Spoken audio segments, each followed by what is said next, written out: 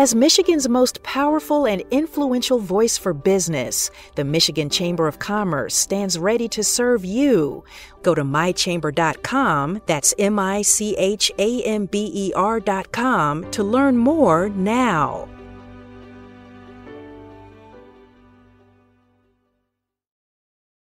If we fail to act and abortion becomes illegal in our state for virtually any reason, including cases of rape and incest, we will have one of the most extreme laws in the country. This is Kerry Jr. II. You're listening to On the Line, and that's Michigan Governor Gretchen Whitmer. And so it's critical that we push forward to ensure that this right is protected. And the vast majority of people in our state share that same value. And so she's speaking here with Free Press columnist Nancy Kaffer about some big news she dropped this week. How she's suing to keep Michigan's 1931 ban on abortion from once again becoming the law of the land. That's what would happen should the U.S. Supreme Court overturn or undermine Roe v. Wade in the coming weeks.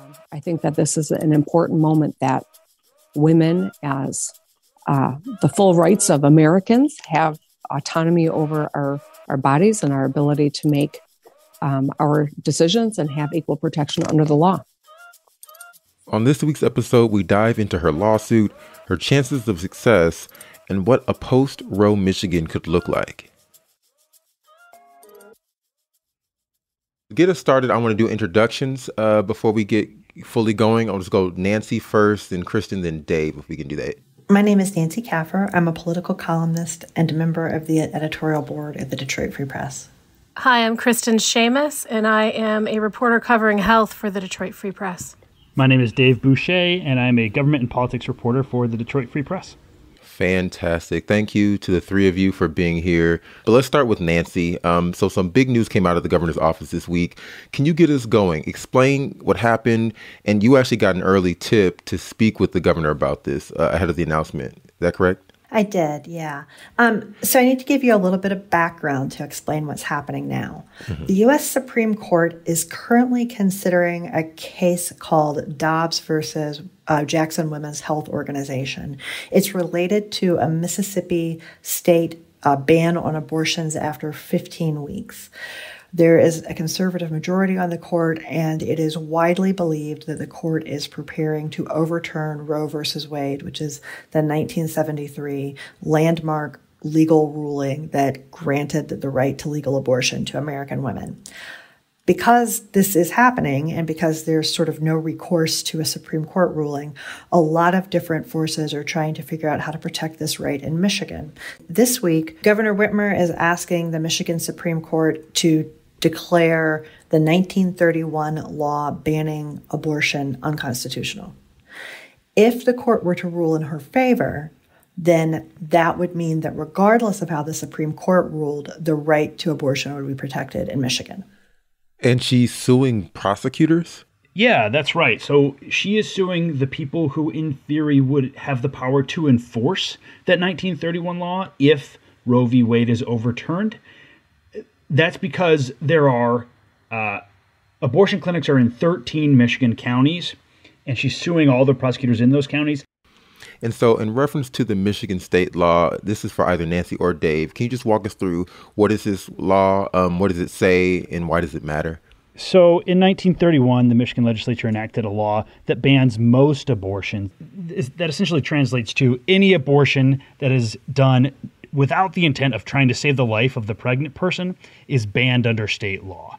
As Nancy mentioned, this law was essentially nullified by the 1973 decision in Roe, but if Roe is overturned, then it would be back on the books and enforceable for prosecutors. It does not have exceptions for things like rape or incest.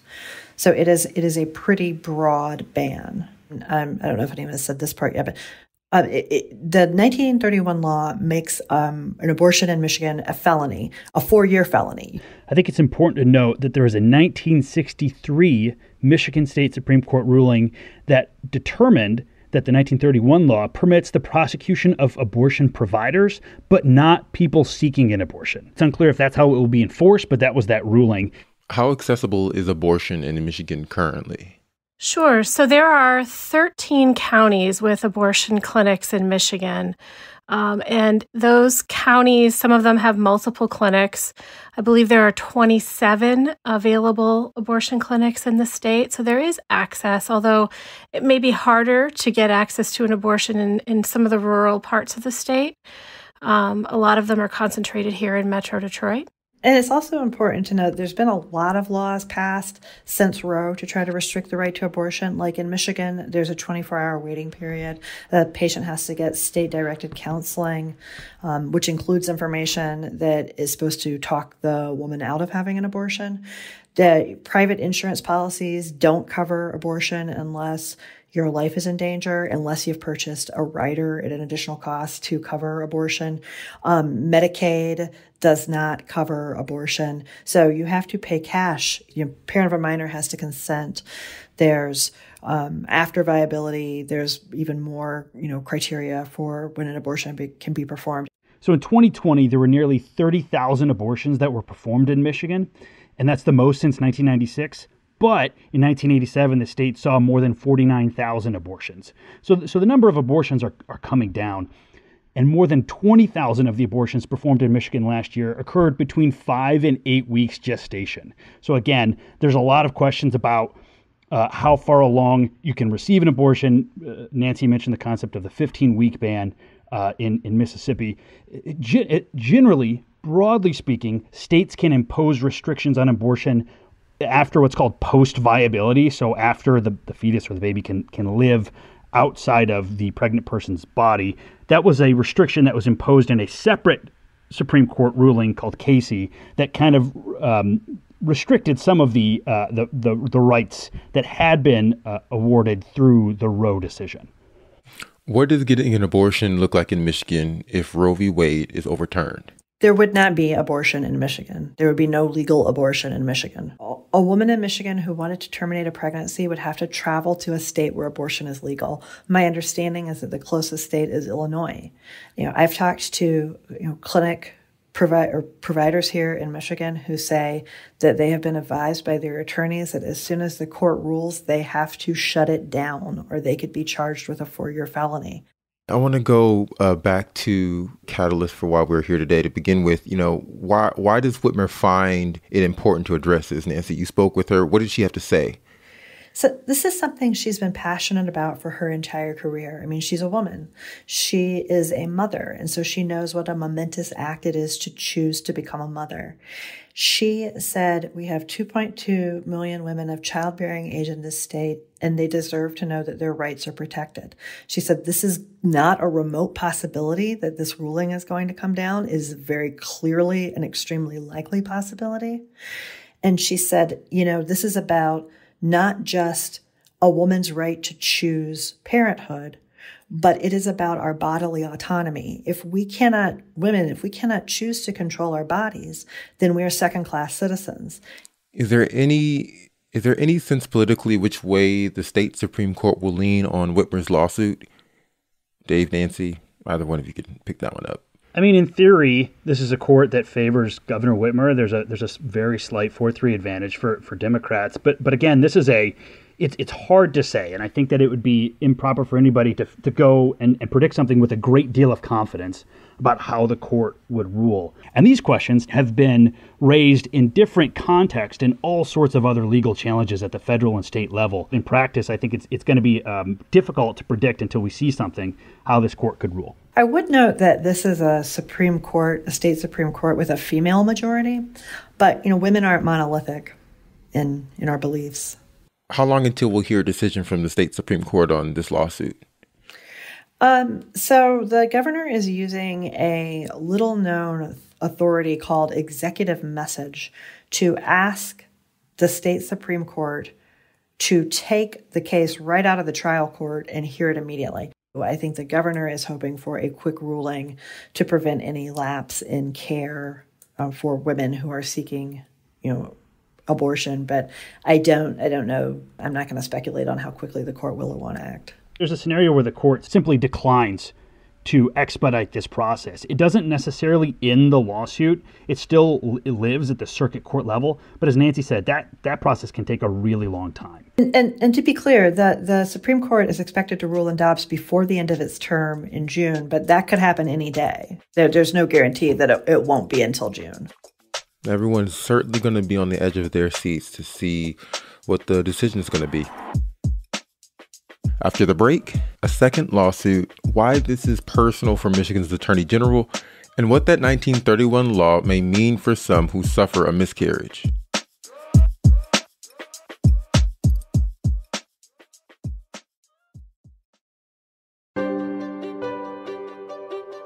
As Michigan's leading statewide business advocacy organization, the Michigan Chamber of Commerce is on the job every day standing up for job providers in the legislative, political, and legal arenas.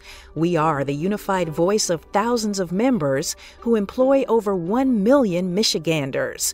We work with trade associations and local chambers of commerce of every size and kind in all 83 counties of the state. We know business in Michigan. Learn more today about how we can protect, connect, and strengthen your business.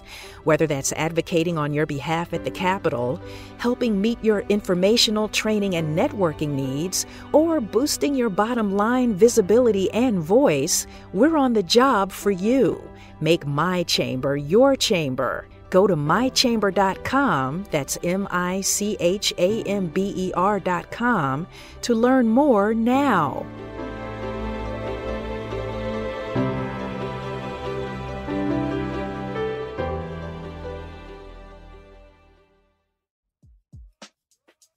And we're back, speaking with Free Press columnist Nancy Kaffer and Free Press reporters Dave Boucher and Kristen Shamus about attempts to get a 1931 abortion ban off the books in Michigan.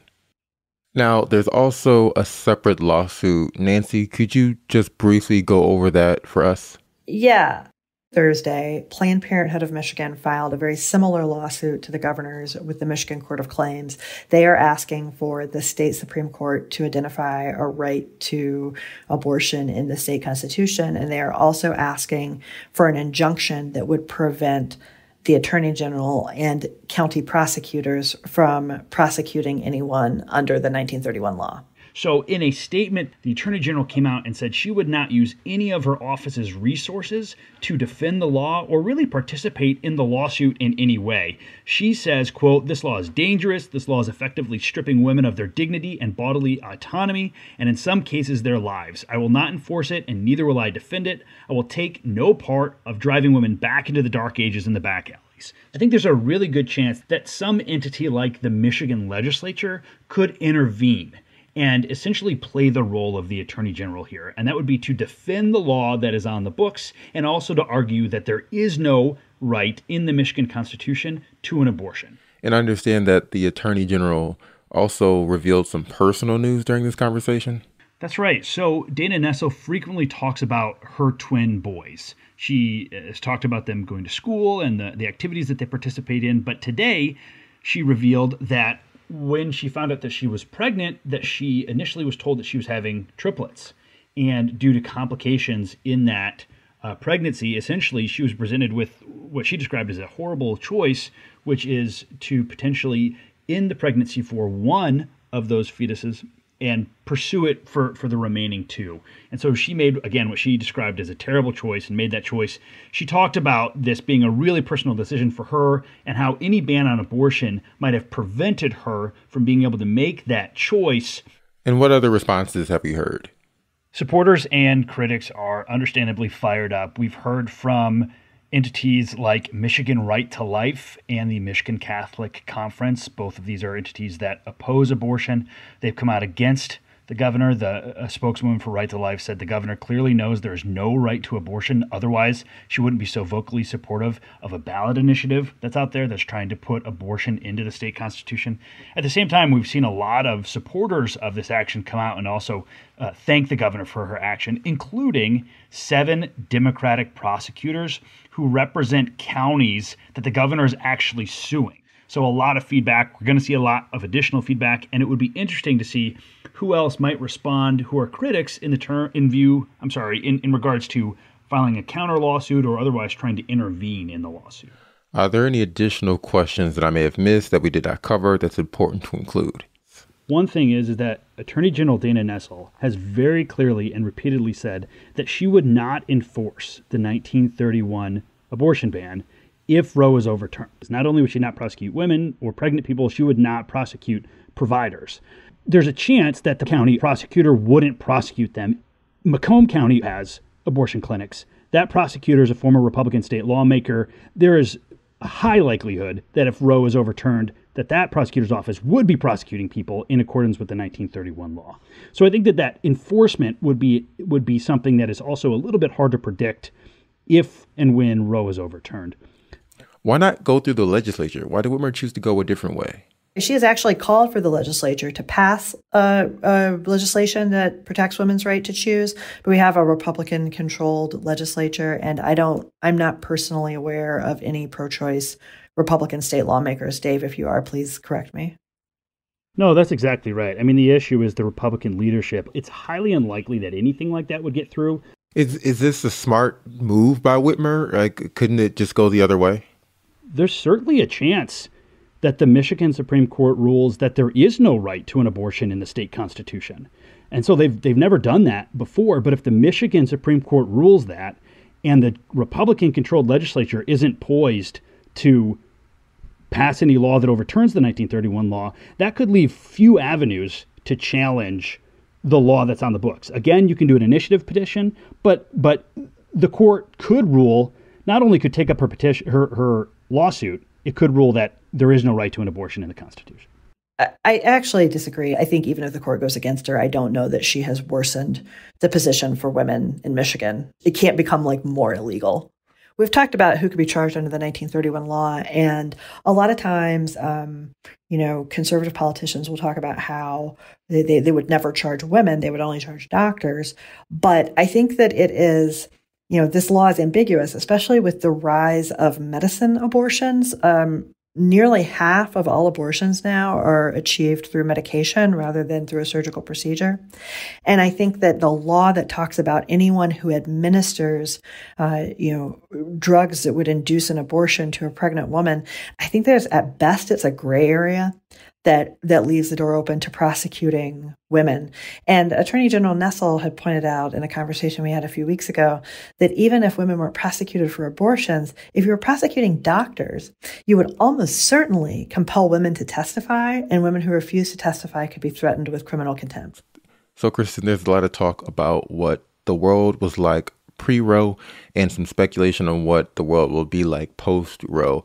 With your experience in health coverage, what are your thoughts on how this relates to the impacts of these kinds of decisions? It's a real challenging thing for women. Every state has different rules and different restrictions, and depending on where you live, there may be a waiting period, there may not be a waiting period. If you are a minor, you have to get parental permission in some places and not in others. It's difficult to find a clinic. It's difficult to find a clinic near you if you don't have transportation, if you don't have money, all of these access to care barriers that Nancy raised. It just seems as if, the rules are constantly changing and shifting beneath our feet. And it's been that way now for years. And no one ever really knows exactly when it's going to change again. And we're in this place right now where we have the Supreme Court considering this really important case, and we could see a really huge shift that would affect not just Michigan, but the whole nation. And I think for people who want that access to care, it probably feels like a huge blow to their ability to get what they need. There's one more point that I want to raise, if that's okay, and that is the notion of a missed miscarriage, which happens to a whole lot of women. When they have a miscarriage, the fetus is dead, but for some reason their body is not expelling that fetus. And under this 1931 law, any medication, anything that is done that will induce a miscarriage is considered illegal. There's all kinds of horrible effects, not to mention the psychological effects, right, of knowing that you are still carrying a dead fetus, and your body cannot expel that. So that's one thing to consider as well. This is where you could get into dueling medical experts. Some saying, no, this procedure had to be performed to save her life because she had not completed the miscarriage. But another expert could say, no, we could have waited. We could have waited to see what would happen. Well, with that, I have no more questions. I just want to say thank you, Nancy Kaffer. Thank you, Dave Boucher. Thank you, Kristen Jordan Shamus, for taking the time to speak with us. Thank you. All right, thank you. This episode was produced by me and Darcy Moran with help from Tad Davis. Anjanette Delgado and Marianne Struman are our executive producers, and Peter Bhatia is our editor. The music for the show is called Fort Trumbull and was produced by DJ Lost Boy.